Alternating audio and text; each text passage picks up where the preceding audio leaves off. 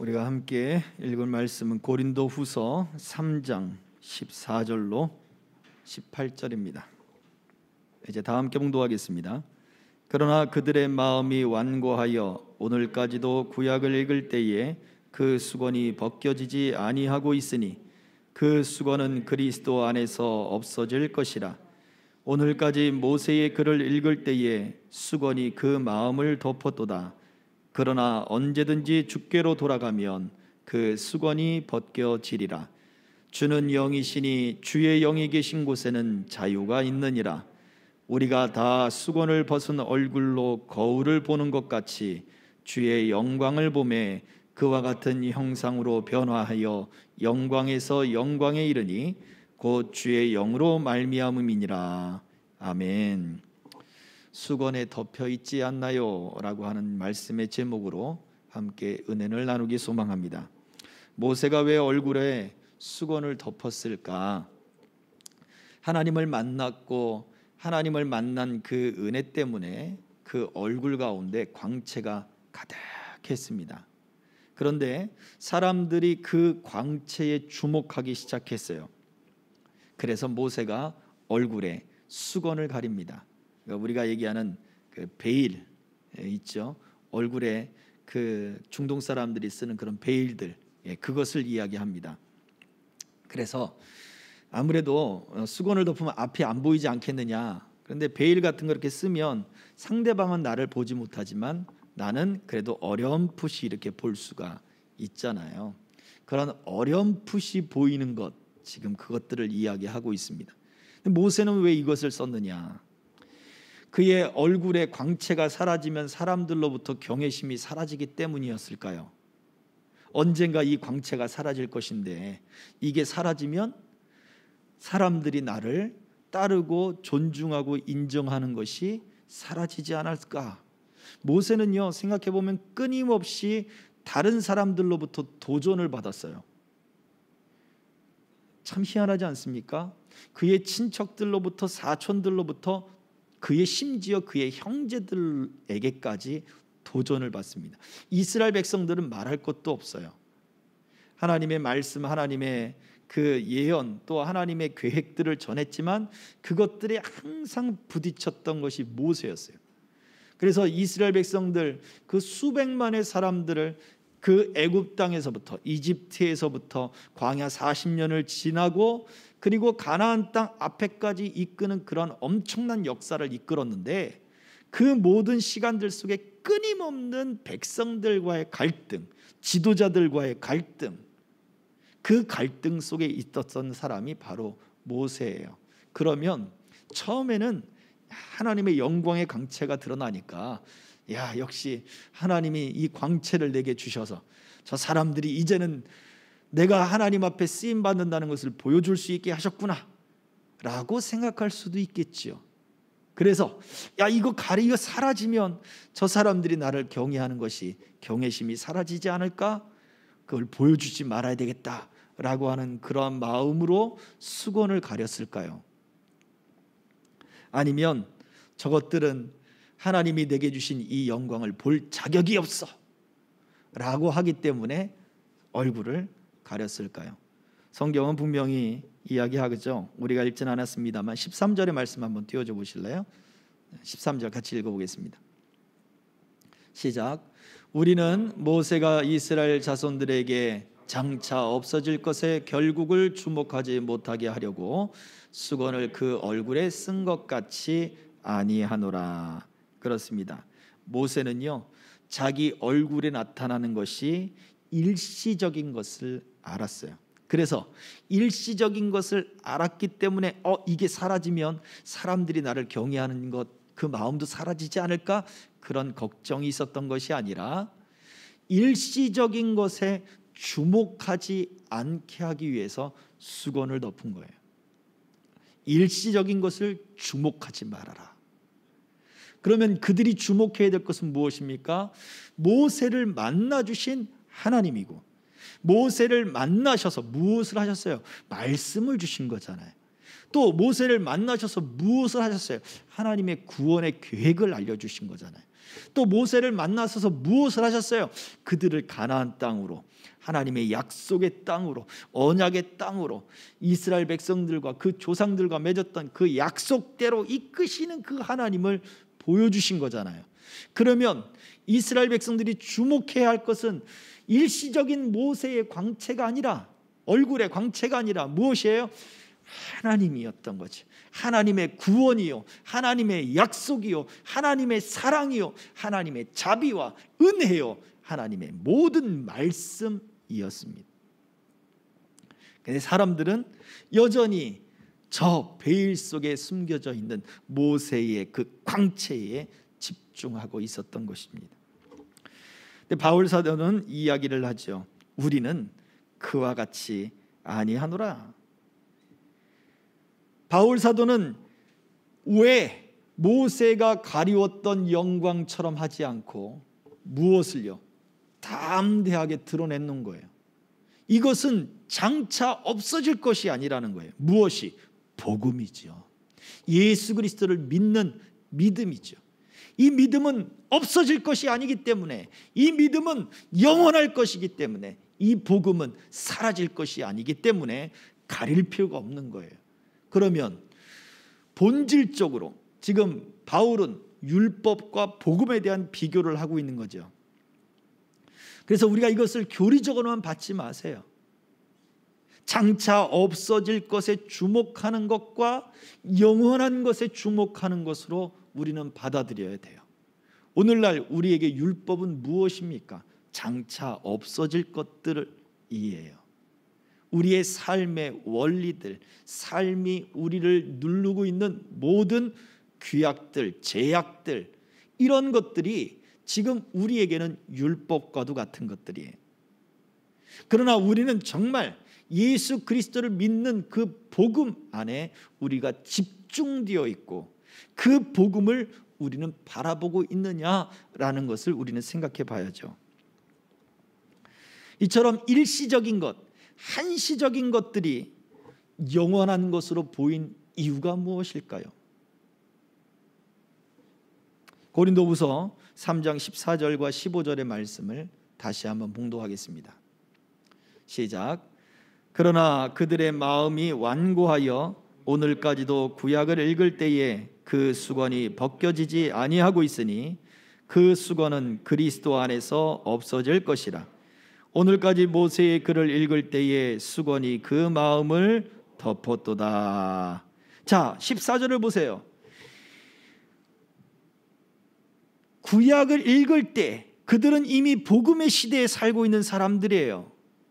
그러나 구약을 읽을 때에 그 수건이 여전히 벗겨지지 않고 있더라. 근데 그 다음에 보세요. 그 수건은 그리스도 안에서 없어질 것이라. 이상하다.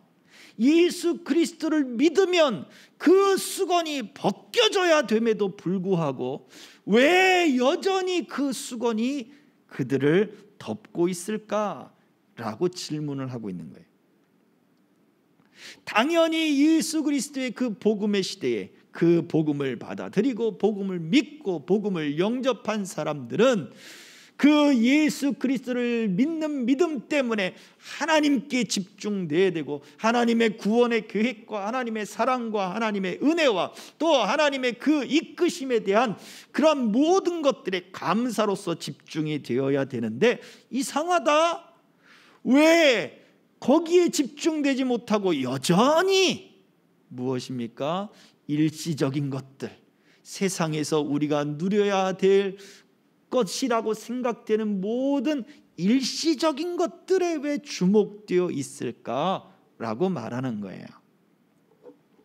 예수님이 산상수훈에서 무엇을 먹을까, 무엇을 입을까, 무엇을 마실까 걱정하지 말라라고 하셨던 말씀, 실제적인 그들의 삶 속에 당장 내 눈앞에 무엇을 먹을까, 무엇을 마실까, 무엇을 입을까가 더 중요한 거거든요.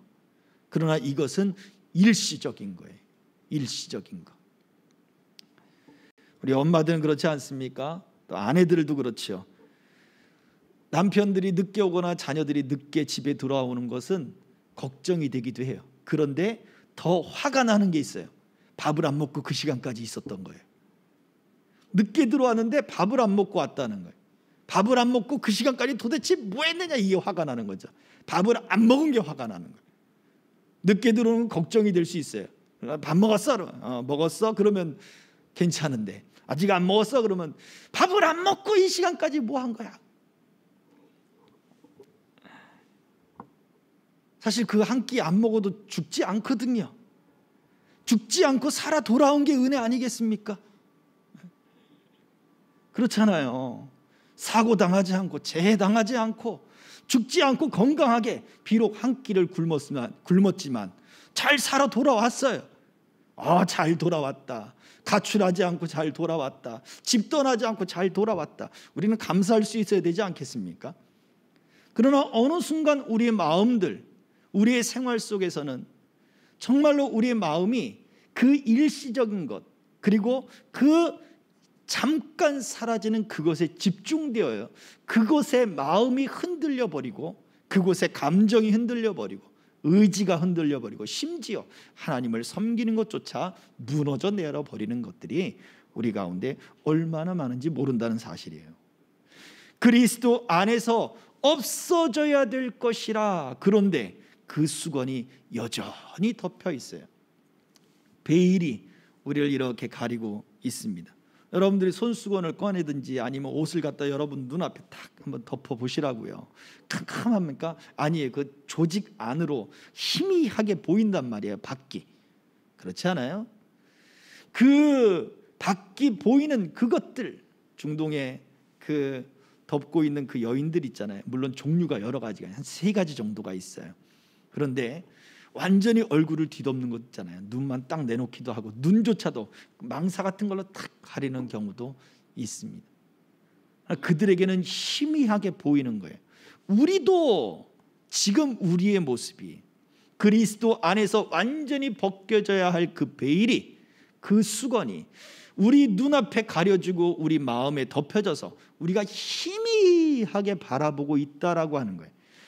그래서 말씀을 받을 때에, 저들이 구약을 읽을 때에, 모세 율법이죠. 모세 율법은 하나님의 모든 율법이요 말씀이죠. 그 말씀을 읽을 때에 우리가 여전히 그 베일이 덮은 상태로 희미하게 바라보고 있으니 참 희한하다라고 질문하고 있는 것입니다. 바울 사도는 얘기해요.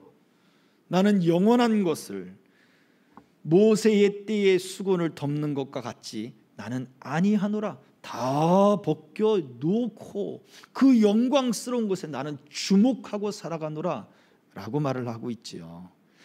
우리는 바울이 아니고 시대가 그렇지 않으니 우리는 그럴 수 없습니다 라고 말을 할 수 있겠지만, 분명한 것은 우리 마음에 이러한 베일이 덮여 있다면 이것이 벗어져야 한다라는 것입니다. 마음이라고 하는 것은 무엇입니까? 마음은요 4가지로 정리해 볼 수 있어요. 정리한 것을 한번 띄워줘 보시겠습니까?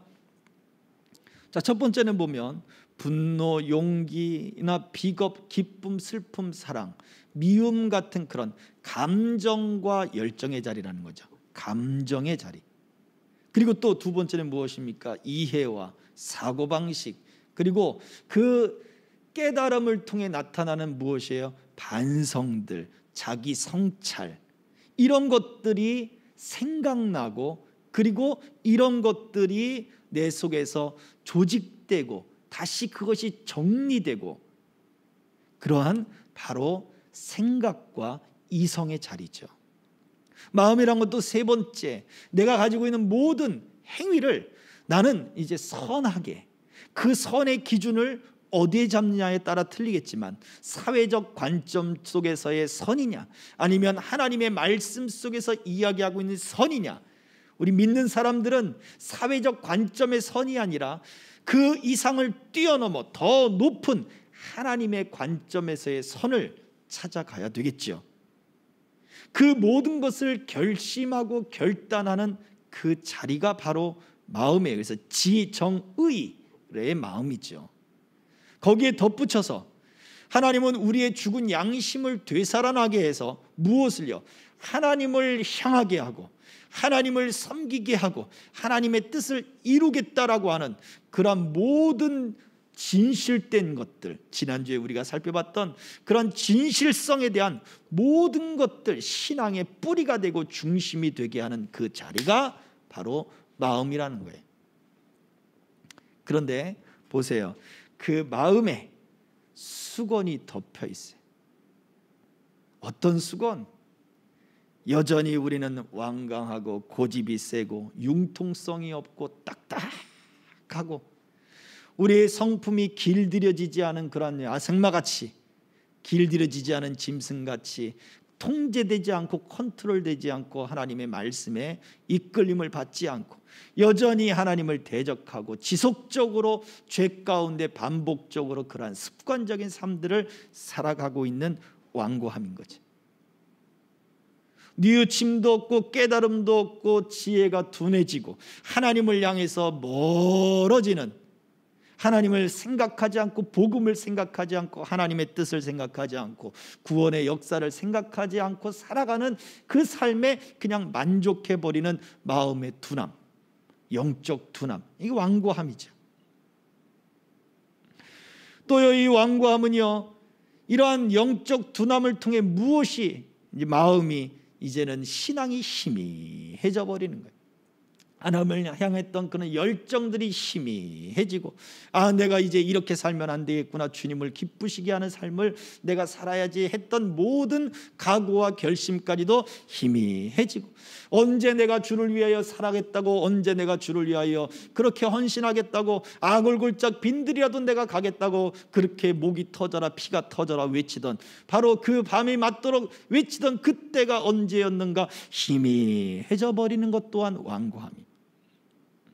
어느덧 기쁨이 사라지고 즐거움이 사라지고 감사함이 사라지고, 오늘 우리가 불렀던 찬양처럼 다 이해할 수 없을 때라도 하나님 앞에 감사하며 기뻐하던 그냥 무조건적인 기쁨과 감사가 사라져버리고 어느덧 내 마음에는 어두운 그늘이 싹 끼어버리는 거죠.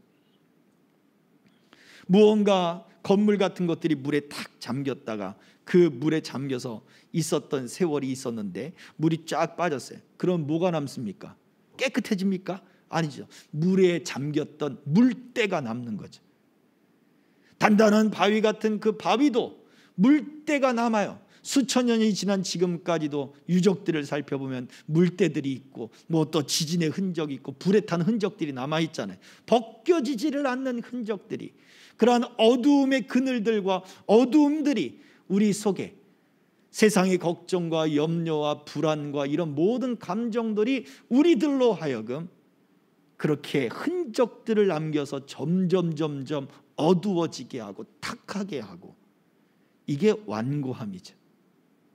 단순히 성질이 괴팍하거나 강팍한 것으로 끝나지 않고 우리가 주를 향했던 모든 마음들, 마음의 자리 네 가지 살펴봤던 그것처럼 모든 감정과 그리고 모든 이성과 그리고 모든 결심들 그리고 하나님을 향했던 모든 열심들과 소원들과 주님을 기쁘시게 하고자 하는 뜻들이 다 이제는 컴컴해지고 희미해지고 어두워지고 멀어지고, 그 모든 것들이 바로 완고함이라는 것입니다. 이러한 완고함의 수건이 지금 바울 사도가 보내는 그 편지를 받는 사람들의 마음에 덮여 있는 거죠. 오늘 우리들의 모습은 어떠냐 이거예요. 우리가 말씀을 받을 때 이러한 수건들이 우리 마음을 덮고 있지는 않느냐라는 것입니다. 누가복음 10장에 보면 마리아와 마르다의 이야기가 등장하고 있죠. 예수님이 마르다의 집에 찾아왔습니다. 근데 마르다가 어때요? 분주해서, 그의 마음이 분주해서 지금 예수님을 위하여 무언가를 해야 되는데 그의 마음이 여전히 분주한 거예요. 그러다 보니 어떤 일이 벌어집니까? 예수님의 그 은혜로운 말씀에는 집중할 수가 없는 거예요. 물론 그 집의 안주인으로서 해야 할 일들이 많이 있겠죠. 그 일들이, 그 분주함이, 내가 이것도 해야 되고 저것도 해야 되고, 아우 남편도 도와주지 않고 저 동생도 도와주지 않고, 이러한 여러 가지 분주함들이 그것들을 해나면서 옆에서 귓동냥으로 예수님이 하시는 말씀은 듣고 있지만 무엇이에요? 그 마음을 덮고 있는 거죠. 아, 이것도 해야 되는데 저것도 해야 되는데, 이게 덮고 있는 거예요. 오늘 여러분들은 지금 이 자리에 어떠한 마음으로 앉아 계십니까? 이 영상을 혹시 보시는 분들이 있다면 어떠한 마음을 가지고 이 영상을 틀어놓고 지금 듣고 계시냐 이거예요. 한번 생각해 보자고요. 우리가 그러한 마음을 가지고 여전히 수건이 덮인 듯 그러한 상태로, 희미한 상태로 우리가 말씀을 받고, 희미한 상태로 그렇게 복음을 받고, 희미한 상태로 그렇게 믿음을 가진다면, 어두워지고 약해지고 탁해지고 딱딱하게 굳어버리고 목이 곧은 백성처럼 그렇게 순종하지 않는 그러한 마음들, 부정적이고 지속적으로 대적하고, 그리고 항상 불안하고 또 용기가 없고 슬프고 낙심되고 절망하는 마음을 가지고 말씀을 받는다면 그 말씀이 우리에게 참 자유가 되겠느냐 이것입니다. 로마서 11장 7절은 우리에게 이렇게 경고를 하고 있습니다. 같이 읽겠습니다. 시작. 그런즉 어떠하냐? 이스라엘이 구하는 그것을 얻지 못하고 오직 택하심을 입은 자가 얻었고 그 남은 자들은 우둔하여 졌느니라. 완고함의 수건이 덮인 그 마음은 선택받지 못하는 결과를 가져오기도 한다는 거예요. 남은 자가 있는데 택함을 입은 자가 있고 남은 자가 있다는 얘기예요. 남은 자는 뭐예요? 나중에 택할 자가 아니란 얘기예요. 택함을 받지 못한 자가 있는데 그 마음이 그 수건이 덮여서 우둔해졌기 때문이다 이거예요. 우리가 구원받았다, 하나님이 나를 구원해 주셨다, 우리가 무엇으로 할 것이겠습니까? 우리 마음 가운데 이러한 기쁨이 사라지고 진리의 즐거움이 사라지고 영원한 감사와 이 행복이 사라지는데 과연 내가 구원받았다 우리가 확신하고 담대할 수 있겠냐 이 얘기예요. 또 고린도후서 11장 3절도 우리에게 이렇게 경고하고 있습니다. 같이 읽습니다. 시작. 뱀이 그 간계로 하와를 미혹한 것 같이 너희 마음이 그리스도를 향하는 진실함과 깨끗함에서 떠나 부패할까 두려워하노라. 더 이상 그리스도를 생각하지 않는 삶을 살게 될 것을 두려워한다는 얘기예요. 사단이 하와를 미혹했어요. 뱀이 그 하와를 미혹해서 무엇이 있습니까? 그 마음이 부패해버린 거예요. 우리 마음 가운데 우리의 모든 열정, 우리의 가지고 있는 모든 감정들, 우리의 기쁨도 슬픔도 감사도, 주를 향한 모든 열정이 점점 부패해져 버리기 시작하는 거예요. 점점 부패해져 버리기 시작하는 거예요.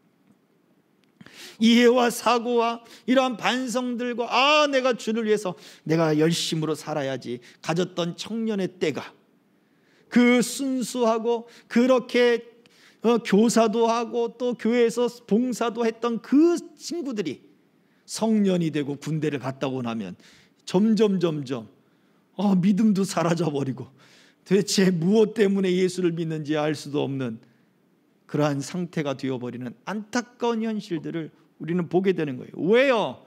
그것이 부패해져 버렸기 때문에. 완고함이 덮으니까, 그 수건이 여전히 그 마음에 가려져 있으니까 점점 부패하기 시작하는 거예요. 이물질이 들어오면 그 이물질 때문에 부패하듯 그렇게 때가 끼고 그렇게 부패해서 이제는 점점 그리스도를 멀리하는 삶을 살게 되더라. 그것을 경고하고 있습니다. 복음 안에 있으면 당연히 벗겨져야 될 것이다 라고 바울 사도는 말했습니다. 당연히 우리 가운데 벗어져야 되는 것입니다. 무엇이 우리로 하여금 이것을 벗지 못하게 했을까?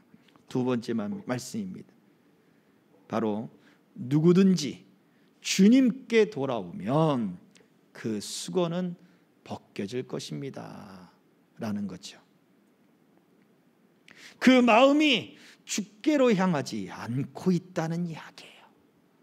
아닌데요, 나는 주님께 향하고 있는데요. 아닌데요, 나는 주를 위해서 지금 열심을 가지고 있는데요. 지난주에 우리가 살펴봤잖아요.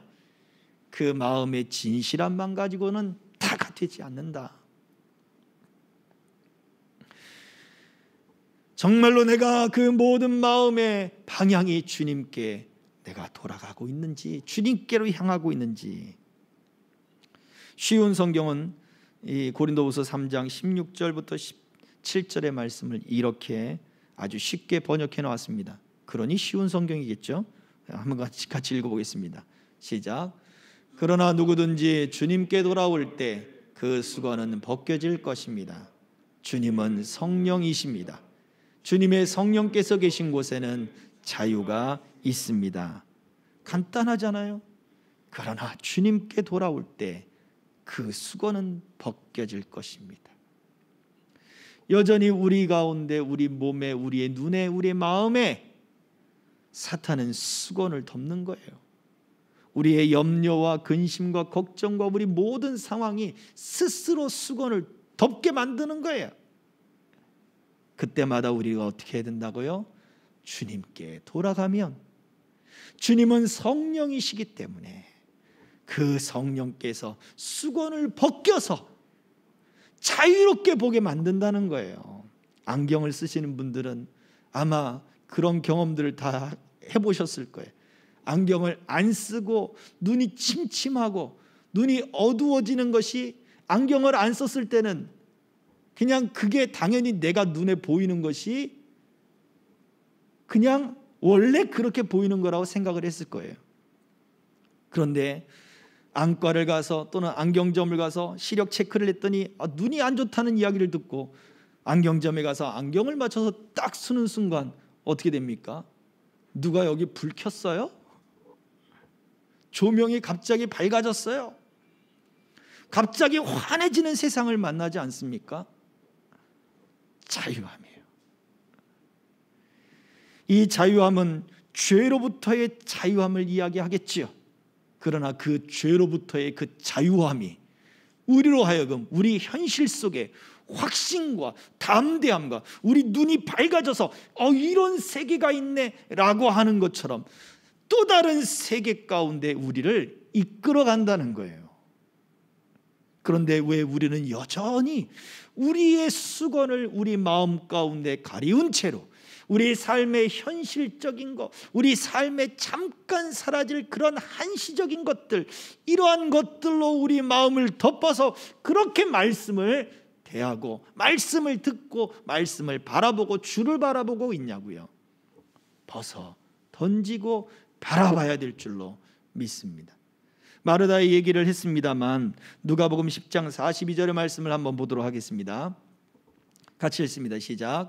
몇 가지만 하든지 혹은 한 가지만이라도 족하니라.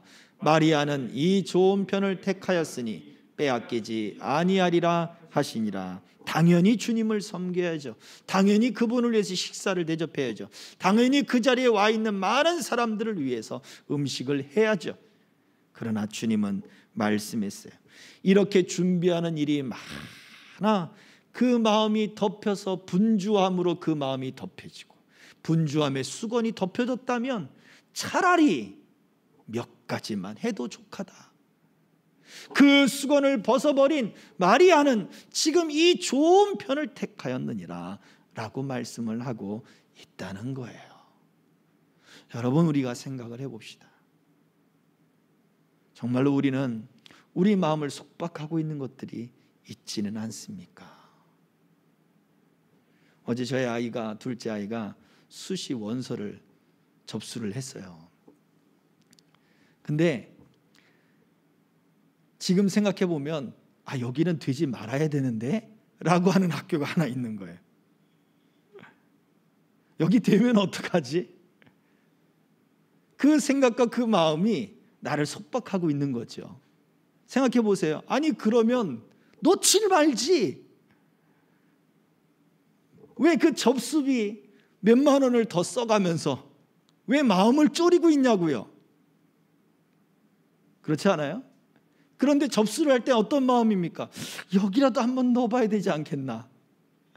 남들 다 수시 접수하는데 우리 아이도 수시 접수를 한번 해봐야 되지 않겠나. 그런 마음들과, 그래 아버지로서 내가 그 몇만 원을 안 쓰더라도 아니 이 정도는 해줄 수 있잖아 라고 하는 마음들이 겹쳐지지 않겠습니까? 그런데 그것이 사실은 우리를 속박하고 있는 마음들이 실제적으로 더 자유함을 갖고 더 감사함을 가졌더라면 지금 그렇게 쪼아리고 속박받을 그 일을 하지 않을 수 있는 거예요. 우리는 그래서 매 순간마다 어떻게 해야 합니까? 주님께로 우리 방향을 잡아야 돼요. 한시적이고 일시적인 것에 자꾸 우리 마음의 수건을 덮지 말라는 거예요. 자꾸 우리의 감정에다가 그것들을 덮지 말라는 거예요. 그러니 감정이 주님께 통제되지 못하고, 그러니 우리가 깨달은 것들과 또 하나님을 향한 그러한 열심들에 대해서 우리가 결단이 사라지고 희미해지고 약해지고 두려워지고 어두워지고 어두컴해지고 우울해지고 낙심과 그런 절망이 우리 속에 여전히 남아있는 거예요. 창세기 35장 9절의 말씀에 이런 말씀이 기록되어 있죠. 같이 읽습니다. 시작. 야곱이 밧단 아람에서 돌아오매 하나님이 다시 야곱에 나타나사 그에게 복을 주시고, 야곱이 돌아왔을 때 하나님이 그에게 복을 주셨습니다. 그런데 사실 야곱이 돌아온 것은 언제 돌아왔어요? 이미 수년 전에 돌아왔어요. 그 하란 땅이라고 하는 그러한 먼 지역에서 가나안 땅에 돌아왔는데, 야곱이 돌아온 땅은 에서를 피해서, 형 에서를 피해서 세겜이라고 하는 그 땅에 머물고 있었습니다. 저 지금 바탕화면에 보이는 저 그림이 바로 그 세겜 지역에서 찍은 사진입니다. 하도 황량한 사진만 있다고 해가지고 한번 파릇파릇한 사진으로 좀 바꿔봤습니다. 얼마나 초목이 그리고 올리브 나무가 그리고 꽃이 이렇게 쫙 펼쳐져 있는지 몰라요. 물론 산도 있고 산등성이도 있고 하지만 그럼에도 불구하고 그 이스라엘 지형 속에서는 참 좋은 땅이다 생각될 정도로 좋은 땅입니다. 그 세겜에 야곱이 머물렀단 말이에요.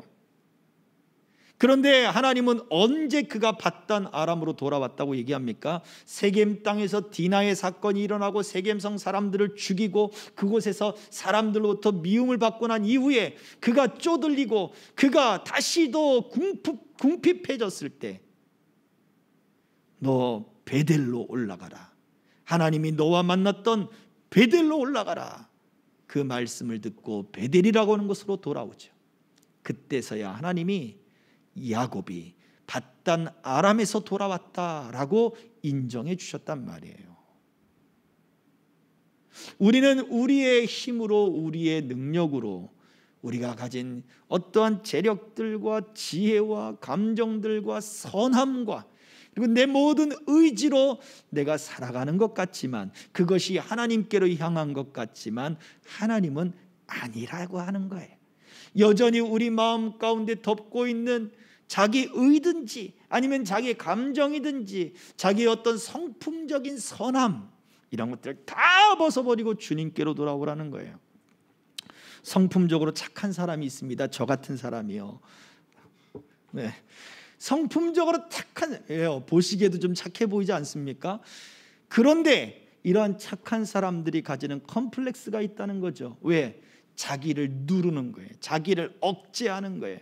그리고는 자기 안에서 분노가 일어나고 자학을 해요.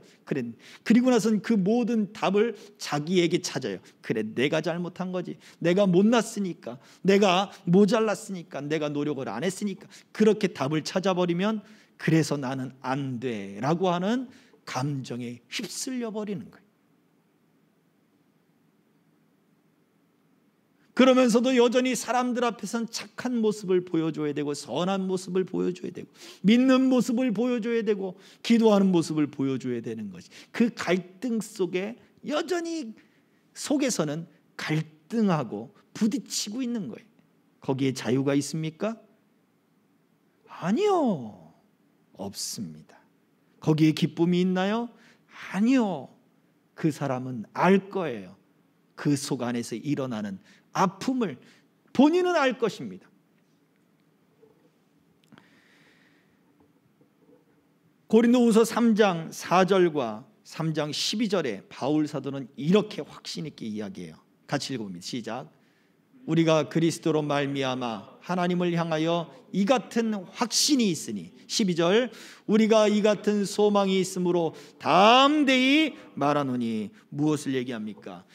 바울에게 있는 자유는 바로 죄로부터, 죽음으로부터의 자유일 뿐만 아니라 그 자유가 그에게 확신을 주었고, 그 자유가 그에게 담대함을 주었어요. 이것은 자기 고집도 아니고 자기의 완고함도 아니에요. 복음 안에 있는 확신이에요. 예수 그리스도로 말미암아 나는 죄와 사망으로부터 자유함을 입었다라고 하는 확신이요, 예수 그리스도가 나의 삶을 인도하실 것이다, 나의 삶을 주장하고 그리고 나의 삶을 통해 하나님이 영광을 받으실 것이다 라고 하는 담대함이었어요. 그러니 그가 어떠한 형편에든지 감사하고 자족하는 법을 배웠다라고 고백할 수 있었던 것 아니겠습니까? 과연 우리에게는 이런 확신이 있습니까? 왜 우리의 마음이 희미해지고 하나님과 멀어지고 어두워지고 기쁨과 슬픔이 사라져버립니까?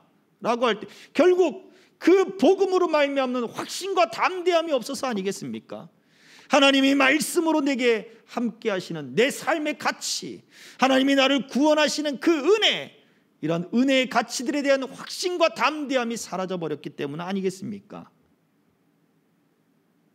말씀을 들을 때, 우리가 하나님을 대할 때 왜 수건이 덮여 있을까? 이상하다라고 하는 질문을 한번 우리 자신에게 던져봐야 합니다. 나는 주님 안에서 이 같은 확신과 담대함이 자유로서 나타나고 있는지, 사울의 눈에서 비늘 같은 것이 벗겨져서 다시 보게 된지라 라고 말씀을 하고 있단 말입니다. 자, 말씀을 정리해 봅시다. 우리의 마음은 과연 우리 마음의 이런 자리들, 열정과 감정의 자리들, 이해와 사고와 그리고 이성의 자리들, 내 의지와 결단과 결심의 그 자리들, 하나님을 향한 그 신앙의 중심이요 뿌리인 바로 그 자리 속에 복음으로 말미암는 확신과 담대함이 주는 그 자유함이 있느냐? 이런 것들이 없이 희미해지고 어두워지고 딱딱해지고 불순종이 일어나고 계속해서 하나님과 거리를 두고 싶고 하나님과는 전혀 관계없는 삶들을 살기를 추구한다면 우리 마음 가운데 수건이 덮여 있는 거예요. 말씀을 들어도 여러분의 마음에 감동이 일어나지 않는다면 마음 가운데 수건이 덮인 것이고, 내게 지금 있는 상황 때문에 내가 마음이 졸여가지고 하나님의 뜻과는 전혀 관계없이 하나님이 내 뜻만 들어주시라고요, 하나님 이게 지금 급해요, 하나님 이거를 들어주시면 내가 주를 위해서 다 하겠습니다 라고 한다면 마음에 수건이 덮여 있는 거예요. 우리는 이러한 일시적이고 한시적인 것들을 영원한 것들로 바라보고 있는 거예요. 누구든지 주님께 돌아오면 그 수건이 벗겨질 것이라 그랬습니다. 바울의 눈에서 비늘이 벗겨지게 하고 야곱이 세겜에서 돌아와 베델에 이르렀을 때 그가 가장 어렵고 힘들고 그 땅을 떠나야 될 때 그를 찾아오셨던 하나님의 자리, 바로 하나님과 약속했던 그 자리로 돌아왔을 때 하나님이 그를 돌아온 것으로 인정해 주신 것처럼 저와 여러분들이 하나님의 말씀을 기억하고 약속을 기억하고 하나님의 은혜의 때를 기억하고 우리 마음의 수건을 벗고 주님 앞에 나와야 됩니다. 말씀을 들어야 하고 그렇게 말씀을 받아야 합니다. 그러면 사울이 바울로서의 삶의 가치를 이루며 그의 삶을 살아가듯 저와 여러분들의 삶 속에도 하나님이 복음 안에서 살아가는 진정한 자유, 예수 그리스도를 믿는 진정한 의미 있는 삶으로 우리를 살도록 성령으로 우리와 함께 해주실 것입니다. 오늘 이 말씀이 무겁고 어려울 수 있어요. 저는 왜 설교를 쉽게 하지 못하는지 모르겠어요. 그런데 이 말씀을 묵상해서 혹 우리 마음 가운데 이런 수건들이 덮고 있지는 않는지를 점검해보고 내가 주님께 돌아갑니다. 주의 성령이여 나를 도우셔서 이 수건이 벗겨지고 진정한 자유, 말씀의 그 복음의 확신과 담대함이 내게도 있어지게 하시고 감사함과 순종함과 그 자유로부터 얻어지는 참된 믿음의 삶들을 살게 하옵소서. 고백할 수 있는 저와 여러분들 되시기를 주의 이름으로 축복합니다. 기도하겠습니다.